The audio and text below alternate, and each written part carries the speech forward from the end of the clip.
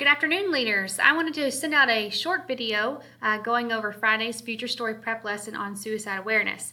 So students, to start off with, it'll be important to go over this slide. If they feel uncomfortable by the suicide awareness lesson, please make sure they know that they can report to the office during Future Story Prep. So students will start off with, for their Scholar Start, reading this Smart Reading. If you are someone who is unfamiliar with Smart Reading, there is a model later on in the presentation here. So they're going to start off by reading and annotating, and then on their Scholar Start sheet, they're going to write down any statements that struck them about this. So once they get done reading, and then here's the model here below.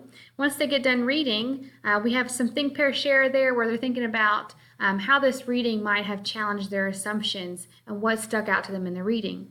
Once they've done that, we have an activity here to get them to sort warning signs, statistics, people who are at risk, and also verbal signs for suicide. So you all got with your lesson pack 4 envelopes. So you may do this, or you can do the electronic version. It's really your decision. So you've got 4 envelopes. You can divide them up into teams. Each of these envelopes have a mixture of categories in them. So this envelope has some slips from warning signs, some from verbal signs, some from statistics, etc. Each envelope is like that. So making sure that you're thinking about what's best for your group as you're approaching this. One way could be that you divide them up into 4 different teams. You tape the titles on the board and then have them sort that way. You could also do it electronically on Google Docs. Just decide whichever works best for your group. So going on and continuing here, the most important part of this lesson will be this slip right here.